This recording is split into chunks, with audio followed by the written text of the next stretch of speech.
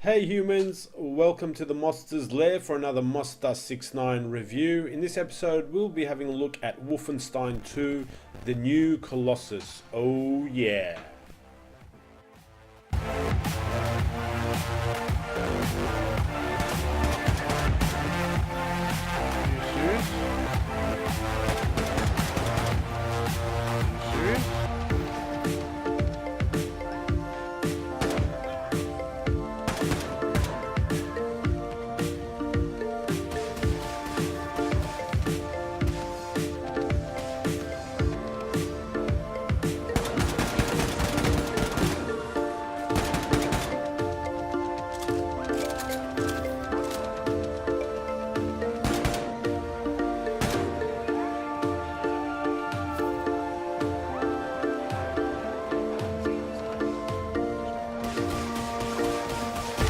Come on, baby.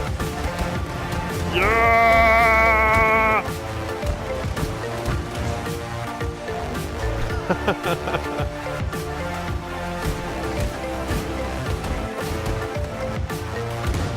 Oh, right in his face. Woo.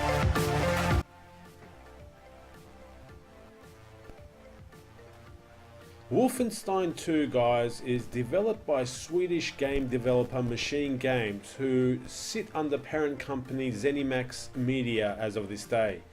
Machine Games was formed in 2009 by former members of Starbreeze Studios. This particular team produced The Chronicles of Riddick: Escape from Butcher Bay in 2004 and another game called The Darkness in 2007, and both were quietly solid games. In 2010, Machine Games was acquired by Bethesda Softworks' parent company, ZeniMax Media. They went on to develop Wolfenstein: The New Order, The Old Blood, Quake: Dimension of the Past, and Wolfenstein 2: The New Colossus. The new Colossus uses the id Tech 6 engine, guys, and that's the same engine that was used for the recent Doom release. The story. Wolfenstein 2 pretty much continues on directly from the New Order. BJ Blazkowicz is pretty much blown up at the end of the first game, so this game begins with the resistance crew called the Kreisau Circle recovering his body, and after some serious surgical procedures, Billy manages to survive, albeit initially in a wheelchair and with a broken body, if you like. The Resistance's name, the Kreisau Circle, is interesting because that is actually a legitimate historical name of a group of people that resisted Hitler back in World War II. It was a group of people made up of nobles and Christians and religious folk that were trying to resist the Nazi regime. So there you go, I learned something historic from playing video games. Take that for data. So back to the story. So Billy, after Wolfenstein 1, he is pretty much in a 5-month coma, and unbeknownst to him, his shorty Anya is pregnant with twins. Suddenly my Wolfenstein dude is a daddy, and this is when I kind of realized that there's going to be some serious tones dished out in this game, whereas Wolfenstein is usually just a run and gun and sometimes silly franchise.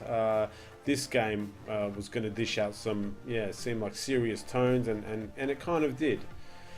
At the beginning of the game, there is a choice to make between two different characters, and depending on the choice, certain moments throughout the game is presented differently. The main story arc, however, involves Billy and his crew taking on the main villain, a character from the first game, Frau Engel, whose face was scarred by Billy, and she is pissed off and she wants revenge. She's basically the stereotypical narcissistic, sociopathic, Nazi commander that we've seen in all the World War II movies. So Billy and his crew, they go around America either recruiting other resistance leaders or trying to disrupt the Nazis through various missions. Kind of the typical in the corridor type run and gun we can come to expect from Wolfenstein. The story also delves surprisingly into Billy's past, where his racist, abusive dad welcomes the Nazis and sells out his Jewish mother. both of which his mum and his dad, Billy, has lost contact with at the beginning of the game. All in all, the story is surprisingly solid and it's well told, with enough character development for me to feel and have some feelings for Billy and his crew. For example, Mac's house, his wife, and the scientist. They're all quite endearing characters, and I was kind of surprised at how well the story was told. The story also has some solid twists in it, which kept things fresh. Again, I was really surprised by the story of Wolfenstein 2. Things I didn't like about the story is, what the hell is Anya doing with a child in her belly and exposing it to constant gunfire? This really sat uncomfortably with me, guys. Just seeing a pregnant lady, like I'm talking a fully pregnant lady, dual wielding machine guns and exposing herself to copious amounts of bullet fire and Nazis exploding around her and blood splashing onto her belly. I just found that unnecessary. I don't understand why Machine Games had to include that. And as far as parenting goes, I understand you've got a war to fight, but why would you expose a child to gunfire? It's almost, it's not almost, it's extremely selfish. And again, I wasn't really comfortable with it. I was kind of grimacing every time I saw Anya with her pregnant belly, facing, 10,000 machine gun bullets. Anyway, another part of the story I didn't really like was Grace. She's one of the resistance leaders that Billy rescues, and suddenly she just becomes this automatic new boss, and starts giving Billy orders about 30 seconds after Billy rescues her. Billy does 90% of the heavy lifting, and then suddenly he's happy to take orders from someone that he just risked his life 5 minutes earlier to rescue. Again, that was a bit weird. Grace should have been very thankful she was rescued by the crew and kind of just, sat in the corner and got on with things. Counted her lucky stars, if you will. Other than that though, all in all, Wolfenstein the New Colossus has a well-told, solid story with some twists thrown in as well, and the characters that are not too unforgettable. I couldn't really ask for more. Now the gameplay is fun, there's no doubt about it. It's the usual fast-paced, again in the corridor action shooter, and that is exactly what Wolfenstein 2 achieves. You won't be disappointed. It's got a look around the corner cover system. It has multiple weapons with, the good old dual wielding options as well. All of it makes for some good times. There's also an interesting use it or lose it type basic skill progression. The more you utilize a certain gameplay style, the stronger those skills become, which I really liked. I'm getting tired of every game having an RPG type element, and Wolfenstein is an action shooter, not an RPG, hence this skill system was attractive. Basically, for example, if you kill so many enemies with dual weapons, your dual weapon skill will automatically kind of get a small buff. If you don't need to allocate skill points, you don't need to go to a menu and faff around with your skill. It all happens quietly in the background. If you killed X many enemies with grenades, or X many enemies with stealth kills or heavy weapons, you would gain buffs in those areas, all without ever needing to interact with points and menus. Like I said, it's all just happening quietly in the background. It's not intrusive, and your skills adjust depending on how you play the game, which is awesome. What I didn't like about the gameplay was the AI was bad, and I mean real bad. You could literally camp in one location and all the enemies would come to the same spot. I experienced the exact same thing with Mafia 3, which pretty much allowed one to create pyramids of dead bodies just by camping in the same spot. Another thing that was a bit disappointing was the variety and depth of the enemy types.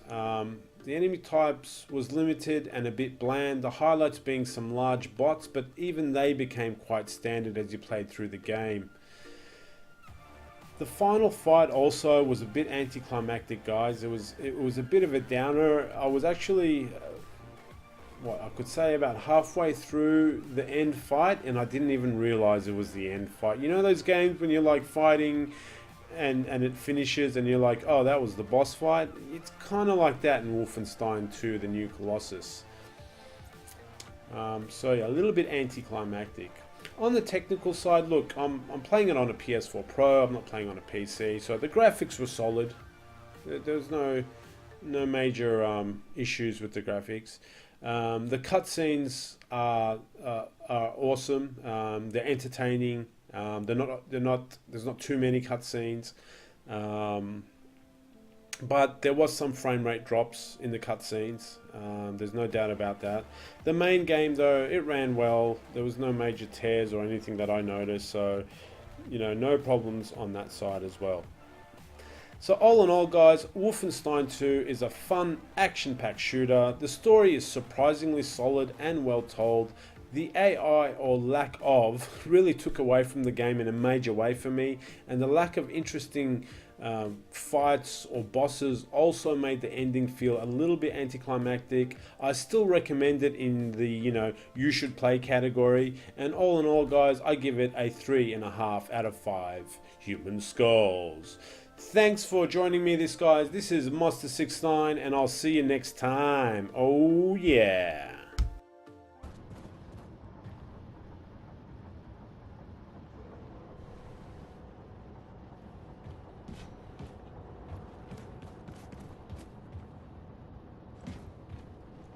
Yo, did you just drop your book?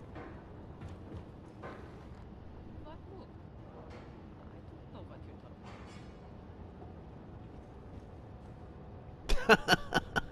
That's so cool.